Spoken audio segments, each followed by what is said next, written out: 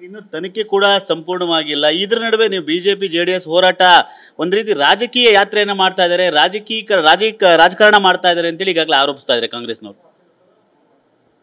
ಧರ್ಮದ ವಿಚಾರವಾಗಿ ಧರ್ಮಗಳನ್ನ ಒಡೆದು ಆಳ್ವಿಕೆ ಮಾಡ್ತಕ್ಕಂಥ ಮನಸ್ಥಿತಿ ಇರ್ತಕ್ಕಂಥದ್ದು ಕಾಂಗ್ರೆಸ್ ಪಕ್ಷಕ್ಕೆ ಮಾತ್ರ.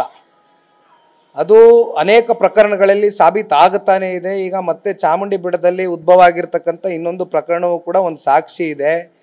ಧರ್ಮಸ್ಥಳ ಮುಗಿಸಿದ್ರು, ಚಾಮುಂಡಿ ಬೆಟ್ಟಕ್ಕೆ ಬಂದಿದ್ದಾರೆ. ಇನ್ನು ಮುಂದೆ ನಮ್ಮ ಧರ್ಮಕ್ಕೆ ಸೇರಿರ್ತಕ್ಕಂಥ ಹಲವಾರು ದೇಗುಲಗಳಿಗೆ ಯಾವ್ಯಾವ ರೀತಿ ಇನ್ನು ಮತ್ತೆ ಕೈ ಹಾಕ್ತಾರೋ ಕಾಂಗ್ರೆಸ್ ಅವ್ರು ನಮಗೆ ಗೊತ್ತಿಲ್ಲ. ಆದರೆ ಒಂದು ಮಾತನ್ನ ಹೇಳ್ತೇನೆ, ಎಲ್ಲ ರಾಜಕೀಯ ಸೈಡಿಗೆ ಬಿಟ್ಬಿಡೋಣ.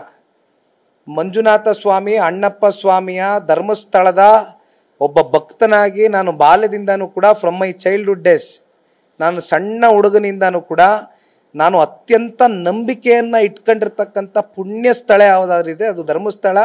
ಬಹುಶಃ ಅನೇಕ ಸಂದರ್ಭದಲ್ಲಿ ತಾವೆಲ್ಲ ನೋಡಿದ್ದೀರಿ. ನಾನು ನನ್ನ ಕುಟುಂಬದ ಸಮೇತ ಅಥವಾ ನಾನು ಇತ್ತೀಚೆಗೆ ನಾನು ಹೆಂಡತಿ ಮಕ್ಕಳು ಮಗ ಹೋಗ್ತೇವೆ. ಆದರೆ ನಾನು ಒಬ್ಬನೇ ಇದ್ದಾಗಲೂ ಕೂಡ ನಾನು ಒಬ್ಬನೇ ಎಷ್ಟೋ ಸಂದರ್ಭದಲ್ಲಿ ನಾನು ಒಬ್ಬ ಭಕ್ತನಾಗಿ ಶ್ರದ್ಧಾ ಭಕ್ತಿಯಿಂದ ಧರ್ಮಸ್ಥಳವನ್ನು ಮಂಜುನಾಥ ಸ್ವಾಮಿಯನ್ನು ಆರಾಧನೆ ಮಾಡ್ತಕ್ಕಂಥ ಒಬ್ಬ ಭಕ್ತನಾಗಿ ಹೋಗಿರ್ತಕ್ಕಂಥದ್ದು. ಹಾಗಾಗಿ ಇಲ್ಲಿ ರಾಜಕಾರಣ ಬೆರೆಸ್ತಕ್ಕಂಥ ಪ್ರಶ್ನೆ ಇಲ್ಲ. ಇದು ಪಕ್ಷಾತೀತವಾದಂಥ ಒಂದು ಯಾತ್ರೆಯನ್ನು ನಾವು ಕೈಗೆತ್ಕೊಂಡಿದ್ದೇವೆ.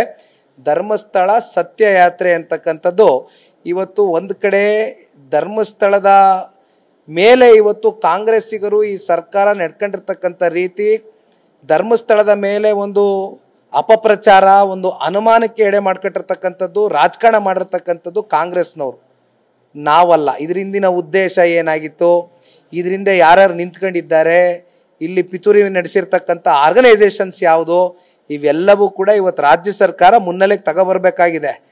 ಬಟ್ ಅವ್ರ ಕೈಲಿ ಇದು ಆಗೋದಿಲ್ಲ.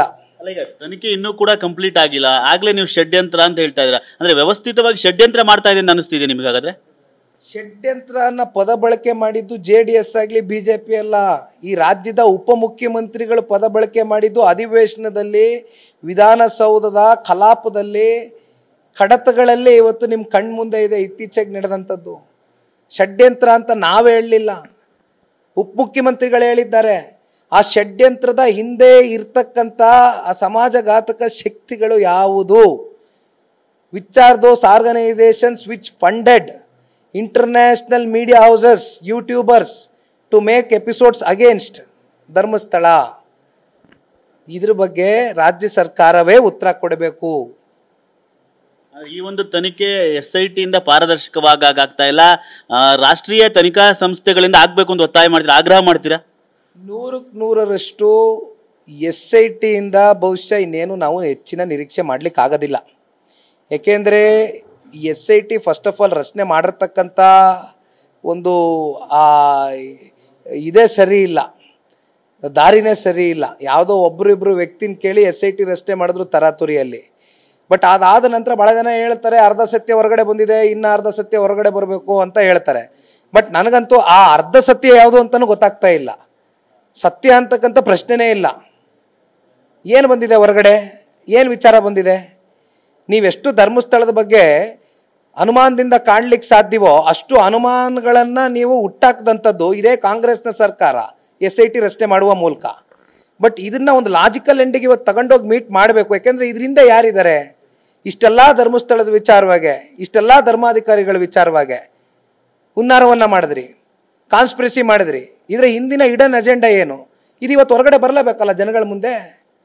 ಇದು ಹೊರಗಡೆ ಬರಬೇಕು ಅಂದರೆ ಡೆಫಿನೆಟ್ಲಿ ರಾಜ್ಯ ಸರ್ಕಾರದ ಕಡೆಯಿಂದ ಇವತ್ತು SIT ಆಗಲಿ ಅಥವಾ ಮತ್ತೊಂದಾಗಲಿ ಇಲ್ಲಿರ್ತಕ್ಕಂಥ ಸಂಸ್ಥೆಗಳಿಂದ ನೀವು ಯಾವುದೇ ಪಾರದರ್ಶಕವಾಗಿ, ನ್ಯಾಯಬದ್ಧವಾಗಿ, ನ್ಯಾಯಸಮ್ಮತವಾಗಿ ನಮಗೆ ಈ ಎನ್ಕ್ವೈರಿ ಆಗುತ್ತೆ ಅಂತಕ್ಕಂಥದ್ದು ನಮಗಲ್ಲ, ಯಾವ ಭಕ್ತಾದಿಗಳಿಗೂ 7.5 ಕೋಟಿ ಕನ್ನಡಿಗರಿಗೂ ನಂಬಿಕೆ ಕಳ್ಕೊಬಿಟ್ಟಿದ್ದಾರೆ.